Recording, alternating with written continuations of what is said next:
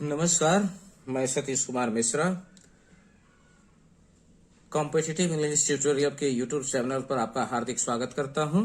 एक बार फिर से उपस्थित हूं आपकी सेवा में स्पेलिंग डेडिकेटेड लेसन को लेकर के।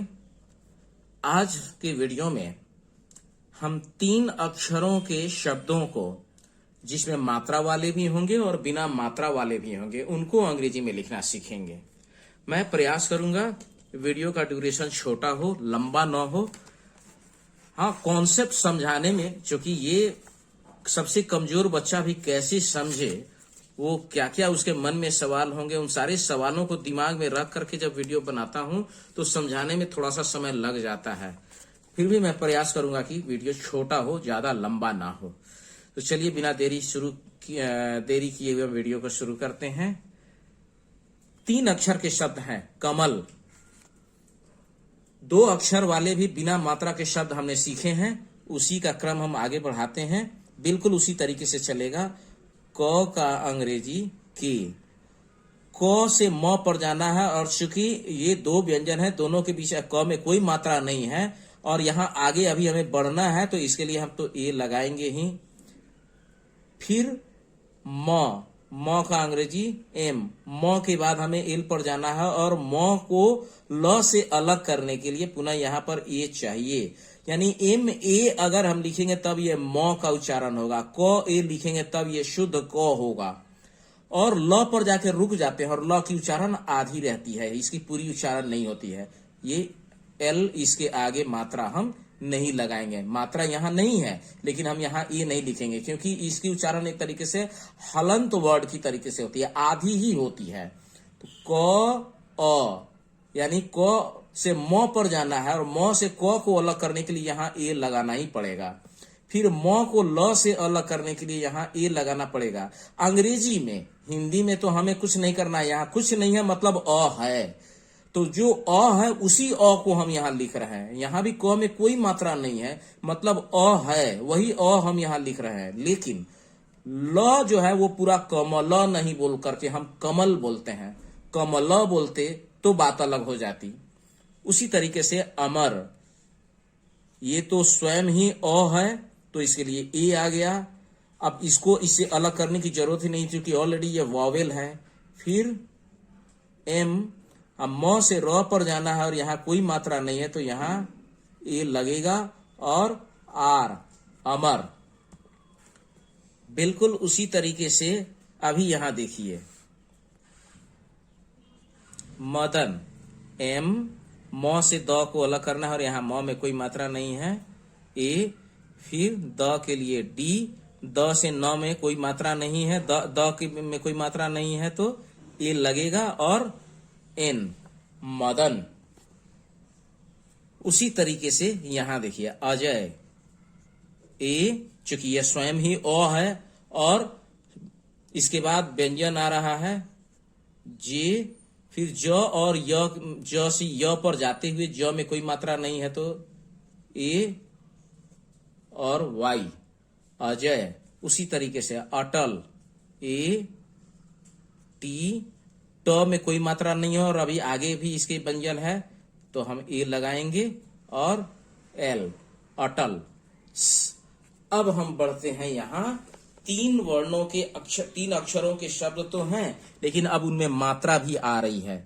जैसे नारद, तो हम यहां क्या करते हैं, न के लिए हो गया एन, आ की मात्रा लगी हुई है तो ए लगाना ही लगाना है। फिर र के लिए आर, र से अभी द की यात्रा तय करनी है और र में भी कोई मात्रा नहीं है, तो हम यहाँ ए लगाएंगे ही लगाएंगे। जब तक ये, मैंने पहले भी नियम बताया था कि ये र जो है, ये र जोड़ अ, इसको मिला करके बना है, इसलिए ये र और अ ये दोनों जब मिलता है तब ये र होता है, उसी को हम ये आर ए लिखते हैं यहां पर। और द का डी, यानी द आधा उच्चारण में ही आता है, इसलिए यहां पर हम इसमें, अब इसके आगे हमें नहीं जाना है। और अंतिम अक्षर है, तो अंतिम अक्षर में मात्रा देने की अलग से हमें आवश्यकता नहीं है। आगे हम बढ़ते हैं। कलाम, क के लिए ए हो गया, क में कोई मात्रा नहीं है और आगे की यात्रा तय करनी है, तो ये तो क और ए, वैसे ही जैसे को हलंत र हलंत और अ था, वैसे ही क हलंत और अ मिलेगा तब जाके क बनेगा। उसी की अंग्रेजी हम यहाँ पर अब लिख रहे हैं, ये के। ल की अंग्रेजी एल, एल में ल में आ की मात्रा लगी हुई है तो ये ए आएगा ही, और अंत में म की अंग्रेजी एम, कलाम। आगे देखिए यादव, वाई, इसमें आ की मात्रा है इसलिए ये आ ही जाएगा। फिर डी, द से व पर जा रहे हैं और द में कोई मात्रा नहीं तो ये लगेगा ही, और व की अंग्रेजी भी होगी, यादव। डब्ल्यू भी होता है और भी होता है, यहां भी लगेगा। शबाना, तालब्य श की अंग्रेजी एस एच, चूंकि श में अ की मात्रा है इसलिए कोई मात्रा नहीं है लेकिन अ है इसमें, इसलिए ए। फिर ब की अंग्रेजी बी और आ की मात्रा है इसलिए ए। फिर न की अंग्रेजी एन और आ की मात्रा है इसलिए ए, शबाना, ये हम लिखते हैं। आगे देखिए शारन, दंत स होगा, इसका अंग्रेजी एस होता है, आ की मात्रा है इसलिए ए। र की अंग्रेजी आर, और र में ए की र में कोई मात्रा नहीं है, ए लगेगा, और एन, शारन। उसी तरीके से माखन, एम, ए की मात्रा लगी हुई है, अ की मात्रा इसलिए ए। ख की अंग्रेजी के एच, और ख में कोई मात्रा नहीं है और अभी आगे न तक जाना है हमें तो यहाँ ए लगेगा, चूंकि ये ए नहीं लगाएंगे तो हम एन पर जा नहीं सकते, और एन ये अंतिम अक्षर है, इसे इसमें कोई मात्रा हम आगे नहीं लगाएंगे। आगे माखन, पवन, पी, अब यहां पर व तक जाना है और प में कोई मात्रा नहीं तो यहां पर लगेगा ए। व की अंग्रेजी डब्ल्यू और ए, और फिर एन। अभी आपने देखा मैंने एक जगह व की अंग्रेजी भी लिखा और एक जगह व की अंग्रेजी हमने डब्ल्यू लिखा। ये प्रयोग से और जैसे जैसे हम आगे जाएंगे ये आएगा। और ये नाम है, अगर कोई अपने नाम में यहां भी अगर लिखे, अगर कोई कहता है कि नहीं मैं अपना नाम इसकी बजाय ये लिखूंगा VAN, गलत हम इसको भी नहीं कह सकते हैं, ये नाम है और नाम में आपकी स्वतंत्रता है, आप क्या चुनना चाहते हैं। अगर किसी का नाम PAVAN पवन है वो भी सही है, उसको गलत नहीं किया जा सकता है, ये नाम लिखने में ये स्वतंत्रता है। और यहां अगर कोई कहे कि YADA हम W लिखेंगे उसको भी सही माना जाएगा, गलत नहीं है, क्योंकि नाम है। नाम में आपने जो एक बार रख लिया आपकी सर्टिफिकेट भी वही मान्य होगी और आगे भी वही चीज चलेगा। लेकिन ये जब आप प्रयोग करेंगे तो कई जगह कहां भी और कहां W, ये ज्यादातर प्रयोग करने के आधार पर आपके सामने में आ जाता है और ये चलन में ऐसे आते हैं, इसलिए इस तरीके से हम लोग प्रयोग करते हैं। आगे हम बढ़ते हैं। भरत, BH से भ में कोई मात्रा नहीं है तो ए। फिर र का अंग्रेजी R और ए इसमें कोई मात्रा नहीं है, ए और अंतिम लेटर है T, भरत। भगत, BH से भ हो गया और ए लगा दिए तो ये ग से अलग भी होता है, इसके माध्यम से भ में कोई मात्रा नहीं तो ए लगेगा। जी, ग का अंग्रेजी जी और जी में कोई मात्रा नहीं है, ए लगेगा T, भगत। आगे देखिए जनक, ज का अंग्रेजी, चूंकि हिंदी का नाम है यहाँ कोई बिंदु नहीं है तो जे होगा। ज में कोई मात्रा नहीं है, ए लगेगा। फिर एन, न में कोई मात्रा नहीं है, ए लगेगा और यहाँ के, जनक। आगे हम बढ़ते हैं, उसी तरीके से लिखेंगे। पलक, प में कोई मात्रा नहीं है, ए लगेगा। ल के लिए हम एल लगा देंगे, कोई मात्रा नहीं है और अभी आगे भी लिखना बाकी है, ये लगेगा। और की, पलक। अब 3 अक्षर के बने शब्दों में आगे बढ़ते हैं जिसमें अंतिम अक्षर में मात्रा लगी हुई है और अब यहां थोड़ा सा मामला बदलेगा और इसलिए इसको समझना बहुत जरूरी है। क के लिए हम के लिख देंगे, यहां कोई मात्रा नहीं है तो ए लग जाएगा। म के लिए एम। अब हम यहां ए न लगाकर ये एल और इसके लिए मात्रा ए कहेंगे कि सर यहां कोई मात्रा नहीं है तो यहां भी तो ए लगना चाहिए, आपने क्यों नहीं लगाया। चलिए अब मैं इसको आपको समझाता हूं, इस यहां पर थोड़ा सा समय लगेगा, ये समझना बहुत जरूरी है।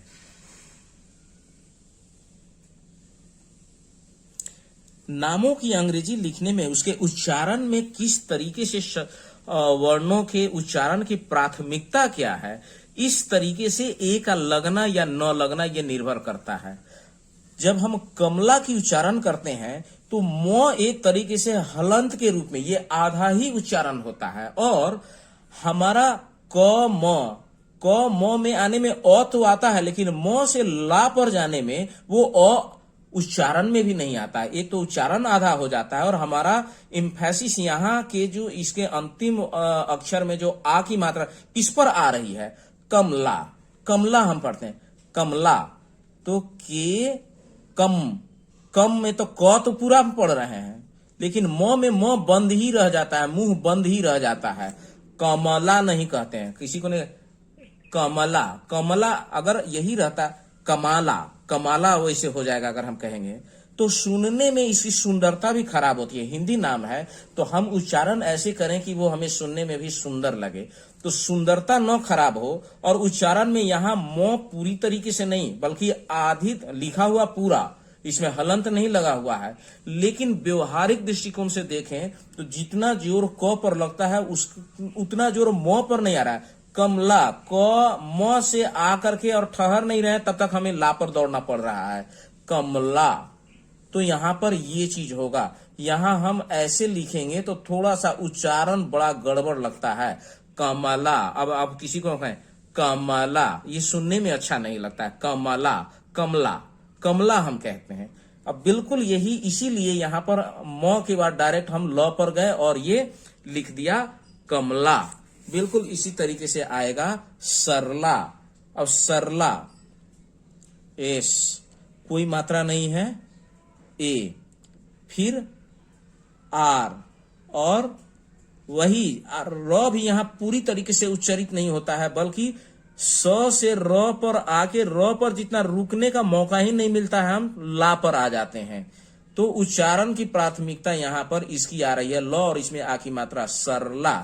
अलग बात है कि यदि कोई ऐसे लिखे अपना नाम तो इसको गलत भी नहीं कहा जा सकता है, लेकिन चलन में उच्चारण को प्राथमिकता अगर दें तो ये हमारा चलन में है और यही ज्यादा सही है। मैं इसे गलत नहीं कहता हूं, ये नाम है और नाम लिखने में अपनी स्वतंत्रता है। कोई सरला लिखे तो कोई बात नहीं है, सरला, सरला, लेकिन हम आमतौर पर उच्चारण सरला न करके सरला करते हैं। सरला, कमला, पटना। अब देखिए, अब पटना अगर हम कहें तो इसमें बिल्कुल क्लियर है इसके उच्चारण में कि टो का पूरा पटना नहीं कहते हैं, पटना। अब ये पट जैसे ही कहेंगे, ये पी और ए, प पूरा आ रहा है, प ट पट, यहीं तक सीधे उसके बाद ना आ रहा है, ट का पूरा उच्चारण नहीं है, पटना। तो ये अगर हम उच्चारण को ध्यान में रखें तो नाम को लिखने में गलती नहीं होगी। नामों की अंग्रेजी लिखने में उसके उच्चारण की प्राथमिकता बहुत मायने रखती है और उसी आधार पर जब हम स्पेलिंग लिखेंगे तो ये गलत नहीं होगा। और यही चीज बाद में जाके अंग्रेजी वर्णों को या अंग्रेजी के जो वर्ड हैं उनको भी लिखने में आपको ये टेक्निक वहां काम करेगा। अपना, और पहले ही स्वर है तो ये तो होगा ही इसका, फिर पी और एन ए, जैसे पटना था वैसे ही अपना हो गया। शारदा, यहां पहले वाले में ही मात्रा है तो तालाबी स्वर के लिए एस एच, आ की मात्रा है तो इसलिए ए, आर, और र के बाद हम डायरेक्ट द का जो आ है हमारा जोर यहां आ पर जा रहा है तो यहां भी हम ये डी और ए, शारदा, बीच में यहाँ ए नहीं लगाएंगे। उसी तरीके से आगरा, यहां चूंकि आप देखिए ये आ है और आ की अंग्रेजी ए होती है, और यहां डबल ए लिखने की जरूरत नहीं है। ये जी और जी के बाद में पुनः हमारा एक तो इधर में आ की मात्रा और फिर इधर भी आ की मात्रा, और इसकी उच्चारण लगभग एक तरीके से आधी ही होती है, तो हम इसलिए यहां ए नहीं लगाते हैं, और ये हो गया आगरा। उसी तरीके से कामता, क में ए की तो मात्रा लगी हुई है तो लगाना ही लगाना है। एम, और ये म की उच्चारण आधी है और ता पर हमारा पूरा जोर जा रहा है, तो यहां टी ए, कामता। उसी तरीके से ममता, पहला म है और मात्रा नहीं है और अभी दूसरे म पर भी जाना है, यहां ए लगेगा। दूसरा एम आधा, दूसरा जो म है इसकी उच्चारण आधी के ही जैसी होती है, और फिर हमारा सारा जोर चला जाता है ता पर, तो त का अंग्रेजी टी और आ की मात्रा है इसलिए ए, ममता। उसी तरीके से रसना, तो र का आर हो गया, कोई मात्रा नहीं है और अभी सौत की यात्रा हमें करनी है, यहाँ ए लगेगा। दंती स है एस, स्व पर पूरा नहीं रुकते हैं हम, ना पर सीधे पहुंच जाते हैं। रसना, स्व का उच्चारण इस तरीके से आधा ही होता है, भले हम लिखते हैं पूरा पर उच्चारण पूरा नहीं कर पाते हैं इसका। ना, तो न का एन और ए की अंग्रेजी लग गई रसना। अलका, ए, और फिर हम चले जाएंगे, जो ऑलरेडी स्वर है तो ए आ ही गया, एल, और यहां से हम क और ए, अलका, चूंकि ल का उच्चारण आधा ही रहता है। अब 4 अक्षरों वाले वर्ण में हम समझेंगे, और यहां थोड़ा सा मुझे लगता है कि वीडियो फिर थोड़ा सा लंबा हो जाएगा। मैंने सोचा था 10 मिनट में हो जाएगा, लेकिन बात समझाने में समय लगता है। फिर भी मैं काम कर रहा हूं कि जितना कम समय में ज्यादा से ज्यादा चीज समझा सकूं। गणपत लिखने में मैं पहले यहां आपको समझा देता हूं। गणपत, अब देखिए ग का अंग्रेजी तो जी होता है, और ग से न पर जाना और कोई मात्रा नहीं है, ए तो लगेगा ही लगेगा, और न की अंग्रेजी एन होती है। और यहां देखिए पत की अंग्रेजी हम लिखेंगे पी, प से त पर जाना है, फिर यहां मात्रा नहीं है तो ए लगाएंगे और टी। अब आप कहेंगे कि सर न से प पर भी तो जा रहे हैं और यहां भी मात्रा नहीं, यहां ए क्यों नहीं आपने लगाया? अगर ये लगाएंगे तो ये गलत हो जाएगा। अब यहां 2 लॉजिक है। एक पहला कारण ये है कि गण और पत, इन दोनों वर्णों को अलग अलग किया जा सकता है और इनको अलग अलग करने पर कोई विकृति भी नहीं हो रही। ये बिल्कुल एक अलग स्वतंत्र शब्द बन रहा है और ये भी बिल्कुल एक अलग स्वतंत्र शब्द बन रहा है। तो एक तरीके से हमारा पहला शब्द न पर पूरा हो जाता है और प से एक बिल्कुल नया शब्द शुरू होता है, भले इनको हम जोड़ करके एक साथ गणपत लिख रहे हैं। तो एक लॉजिक तो ये हुआ कि ये यहां कंप्लीट हो गया तो यहां पर छोड़ दीजिए और एक नया शुरू हो रहा है, वहीं पर दोनों को GAN, और चूंकि ये बिल्कुल स्वतंत्र वर्ड शुरू हो रहा है तो PAT, हम दोनों को एक साथ ऐसे लिख सकते हैं। ये हिंदी का मामला है और हिंदी में इस तरीके से हो सकता है, होता है, यही उचित भी है, यही सही भी है, इसलिए हम यहां पर करेंगे। अगर ये हम इसमें ए जोड़ दें तो वो हो जाएगा गणापत या गणपत। हम किसी को ये नहीं कहते हैं गणपत, गणपत नहीं कहते हैं, कहते हैं गणपत। अब यहाँ एक चीज ये भी है कि गणपत जब हम कह रहे हैं तो नौ पर जाकर के नौ की उच्चारण एक तरीके से बिल्कुल आधी हो जा रही है। ये पूरा लिखा हुआ पूरा है लेकिन इसका उच्चारण हल वर्ण के तरीके से हो रहा है, तो ये आधी लिखी हुई है, इसलिए यहां हम ए नहीं लगाएंगे, नहीं तो वो सुनने में भद्दा भी लगेगा, एक तो उच्चारण भी भद्दा लगेगा। अब आपको सारी चीज यहां समझ में आ जाएगी क्लियर से। देखिए जी, यहां कोई मात्रा नहीं है तो ए लग जाएगा, एन, और एन पर आकर के ये शब्द एक तरीके से समाप्त हो जाता है और पद से एक नया शब्द शुरू हो रहा है, पी। अब फिर यहां जाना है, कोई मात्रा नहीं है, ए और टी। और गणपत जब हम एक साथ उच्चारण करते हैं तो नौ की उच्चारण एक तरीके से आधी ही होती है, पूरी नहीं होती है।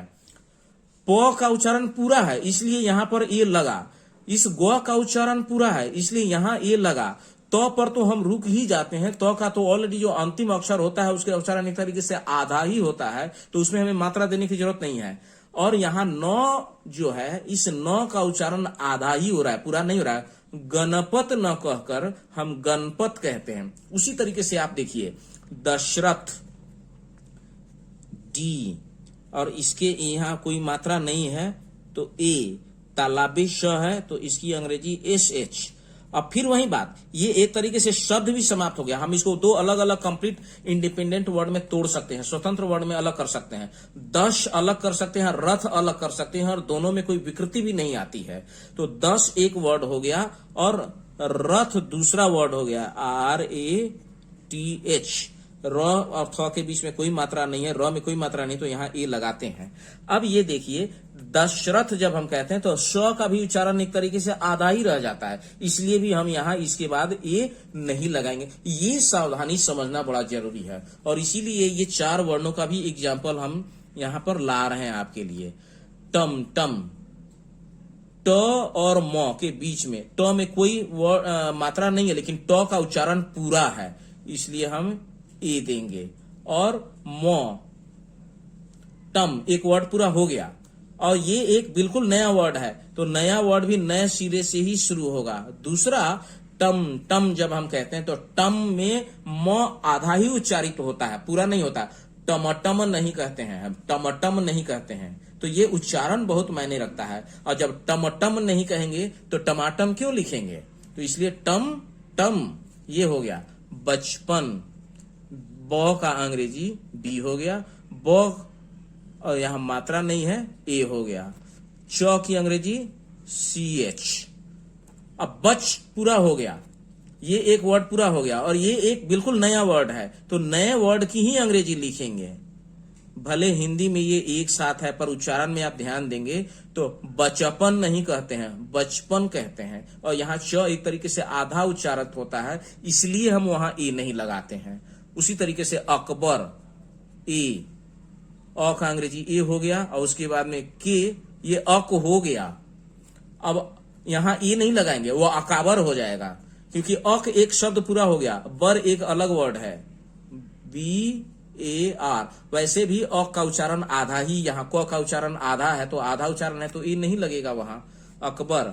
आगे देखिए जनपथ, जी, ज और न, यहाँ कोई मात्रा नहीं है, ज का उच्चारण पूरा है, इसलिए AN। अब एक वर्ड कंप्लीट हो गया, जनपथ, PATH, पथ, जनपथ। अब आगे की वीडियो में मैं आपको समझाने वाला हूं बिंदु के बारे में, यानी अनुस्वार, चंद्र बिंदु और बिंदु अनुनासिक। इसके अलावा हर्षिकार, दीर्घिकार, हर्षुकार, दीर्घुकार, इनको मिलाकर के जब नाम लिखते हैं तो उसमें क्या क्या सावधानी देनी पड़ती है। वीडियो फिर एक बार 23 मिनट का हो गया। मैं प्रयास कर रहा हूं कि छोटा हो, लेकिन मैटर को समझाने में ये एक पेज का ही बात है, लेकिन बात समझ में आए तो इसलिए थोड़ा सा समय लगता है। तो शुरुआत की वीडियो में थोड़ा सा समय अगर ज्यादा लगे तो परेशान होने की कोई बात नहीं है। नेक्स्ट टॉपिक में चीजें ज्यादा होंगी, समय कम लगेगा। लेकिन जैसे घर बनाते हैं तो नींव कोड़ने में और नींव देने में, फाउंडेशन देने में समय ज्यादा लगता है, और क्योंकि उसको ज्यादा मजबूती से देना होता है। नींव मजबूत होता है तो घर भी मजबूत होता है। तो हमारी मजबूरी होती है कि हमें वो नींव मजबूत करने के लिए थोड़ा समय देना पड़ता है। तो वही अभी मैं अंग्रेजी का बेसिक्स आपको दे रहा हूं, यहाँ आपकी जड़ मजबूत करने का प्रयास कर रहा हूं, इसलिए थोड़ा सा समय ज्यादा लग जा रहा है। तो मैं अगली वीडियो में आपको अनुस्वार और चंद्रबिंदु, हर्षिकार, दीर्घिकार, इनकी मात्रा से, लेकिन मुझे उम्मीद है कि अगले वीडियो में लगभग सारा चीज समाप्त हो जाएगा, कंक्लूडिंग हो जाएगा ये। धन्यवाद।